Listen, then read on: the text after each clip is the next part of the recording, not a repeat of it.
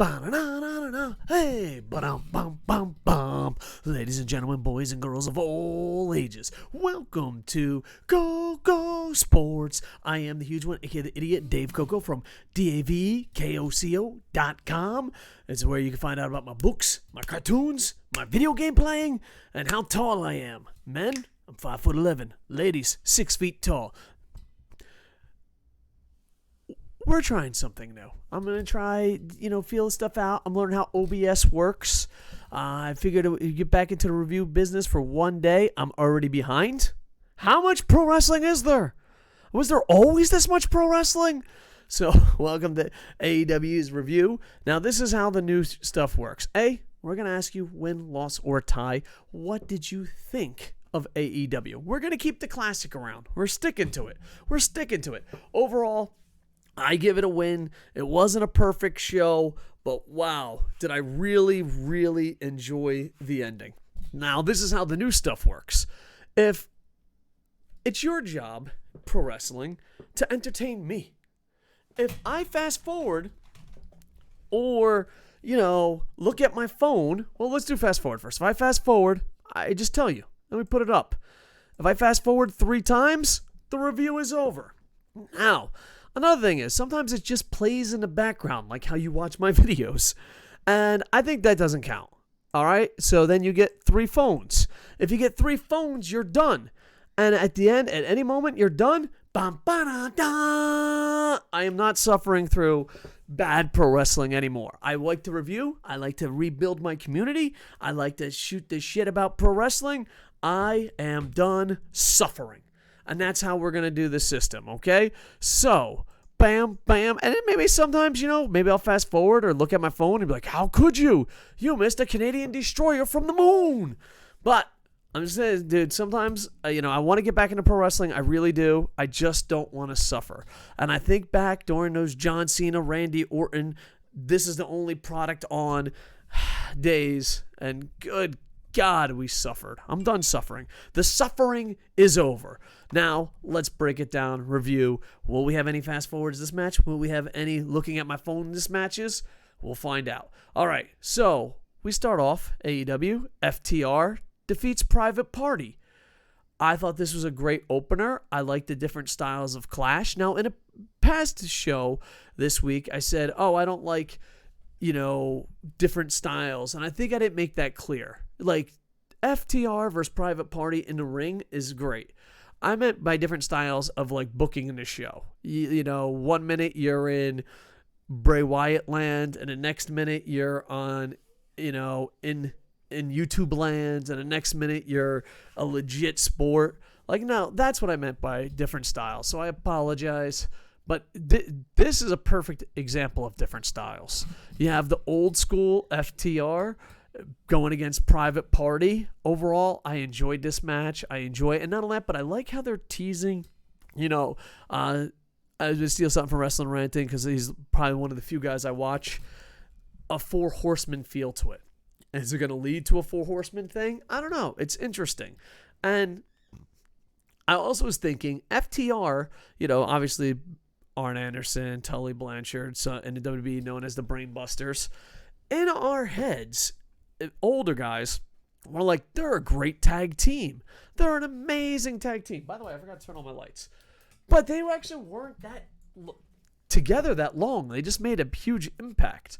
So I wonder, like, if FTR, because they're dedicated to their craft, they're dedicated to what's going on, will they be better than the Brain Busters one day, or at least longer than the Brain Busters? Overall, I really enjoyed this match. I like that.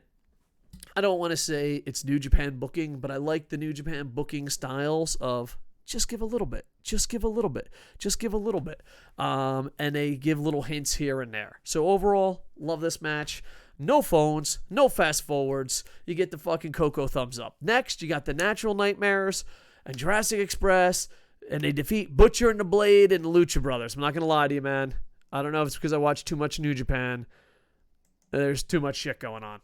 Went to the phone often. I almost, you know what? I went to the phone so much that I'm giving it 2 fucking phones. I'm giving it 2 phones.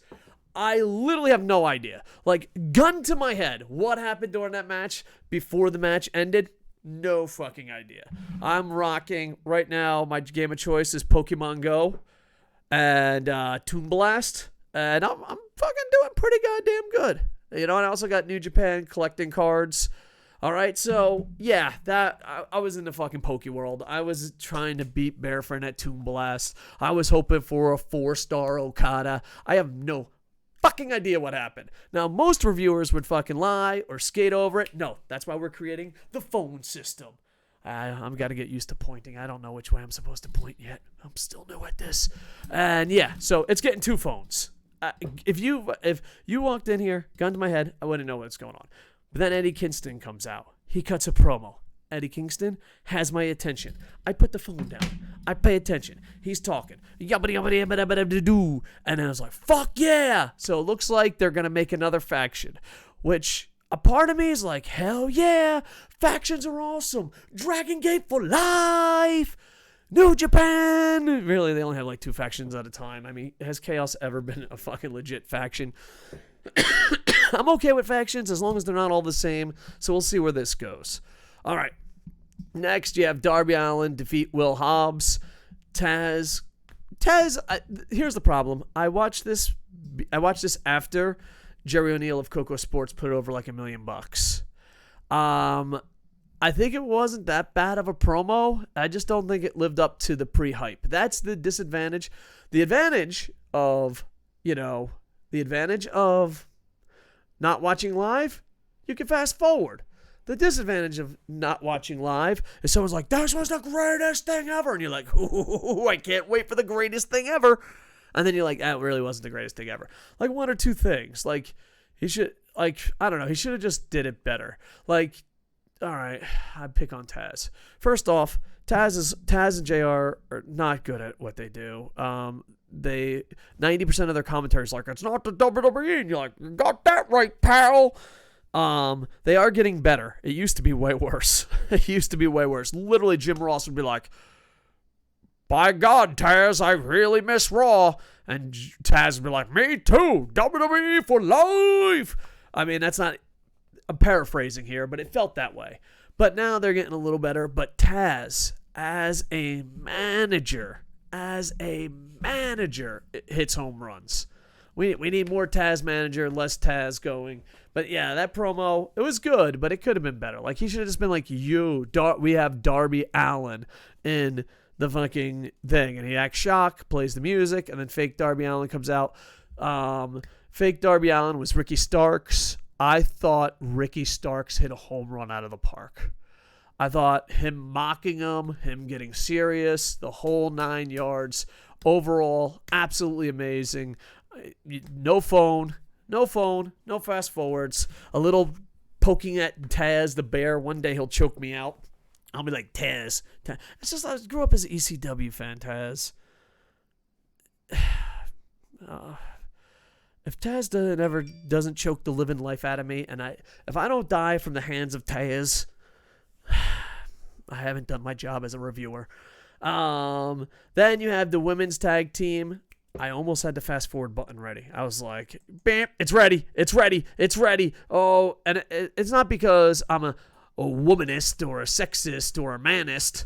It's basically because AEW booking of the women are god awful. And I'm like, I got my fast forward button. I'm like, and the promo.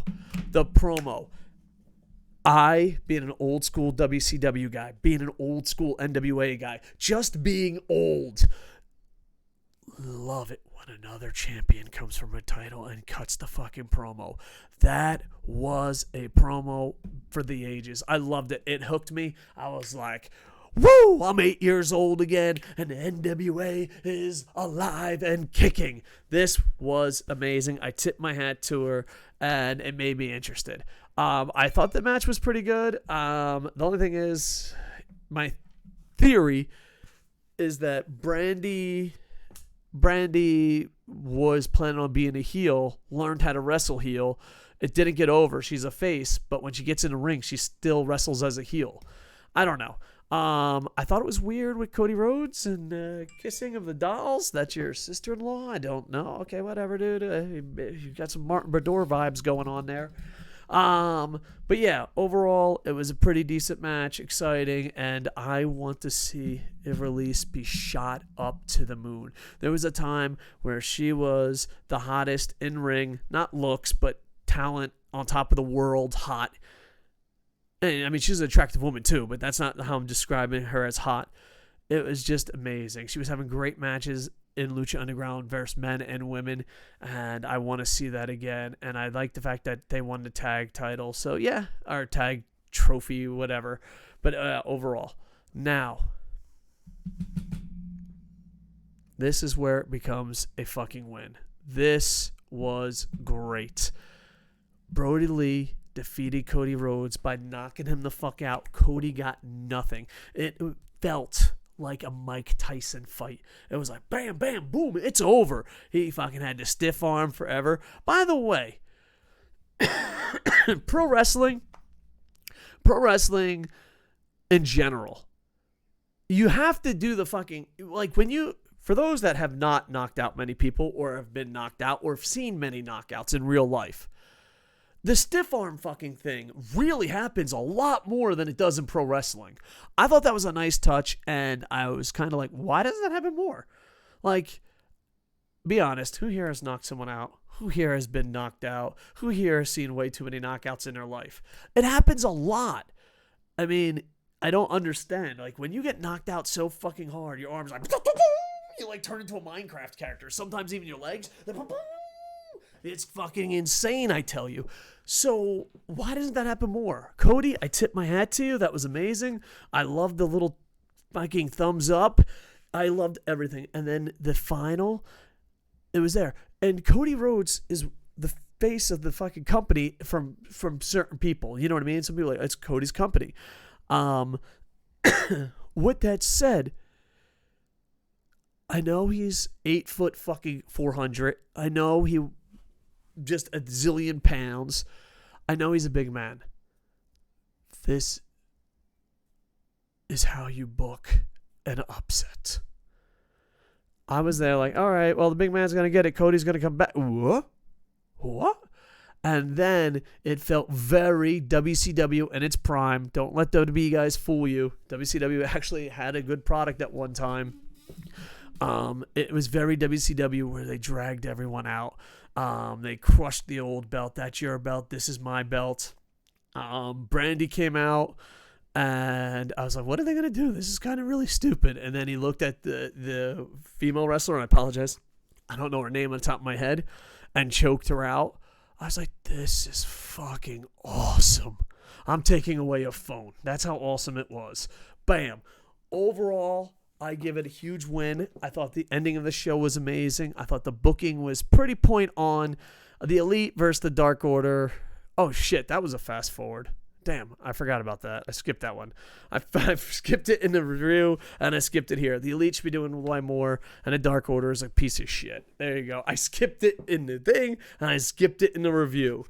Yeah, it's just the Elite should be doing a lot more, and the Dark Order should just be him. They should just surround him like foot soldiers. That's it. Overall, I thought this was great because his character was stuck. The only thing I worry about is the Dixie Carter red flag. Dude!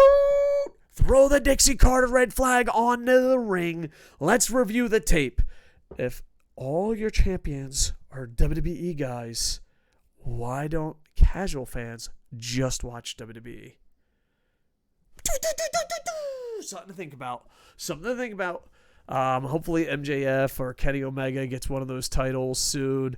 But yeah, we definitely need outsiders to start winning these titles. Because right now, you're skating on very thin Dixie Carter ice. And it hasn't broke yet, but it's creaking. It's like, you can throw an MJF in there. You throw a Kenny Omega in there.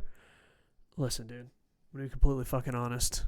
How the fuck is Kenny Omega not undefeated? That's it. I'm going to just put that out. I'm going to put that idea on the table. I've already talked about how Kenny Omega is probably the worst booked wrestler in pro wrestling history. But don't worry, they'll make a comeback and it'll be great. Yeah, you lost 1 million fans. You're not getting those fans back. You could have made a fucking impact right away, but you didn't. Anyway, overall, I really enjoy the show. I give it a huge win. It's got one fast forward. The Elite versus the Dark Order is a waste of fucking time. 2 phones, but there was we took one of those phones back because I was like, this is amazing. So overall, huge win. Next one review will be NXT. I'll probably be doing some news things. Just slowly but surely building this channel up. This week, expect a lot more shows, and then when I have to get back to work, less shows. I don't know. Eventually, I want to retire from teaching and do this, streaming and writing for the rest of my life. I'm very close to that, but still very far away. So, yeah, I love it, miss it, but I kind of like this new system because then I don't have to watch John Cena and Randy Orton matches, you know? I don't have to suffer. I don't have to pull my hair out. It's just like, bam. I mean, I fast forward it. That's yeah. Maybe I missed something great, but really, it's not worth it. All right, so overall, no John Cena, huge win. What did you give it? Win, loss, or tie? I'm just rambling. Check out Wrestling Rantin' when I'm not here, or when I'm here. Just check out Wrestling Rantin' in general. And check out KocoSports.net. Jerry's been working really hard on it. Twitch.tv, KocoSports. That's where I spend 98% of my time. That's my new passion. And pre-order Lucky the Orphan today. It's loosely, not really, based on my life. It's been edited and censored a lot. And it's just about an orphan growing up in New Jersey that would do anything for Nintendo. It's a feel-good story. Operation Freak Show is very dark. And this one's more of a feel-good story. So hopefully you like it. All right. Like, comment, subscribe. And if you listen this far, type in number 45 in the chat to know that you're the true internet infantry. With that, I am over. Ba-na-na-na-na-na. Hey, ba-dum-bum-bum-bum.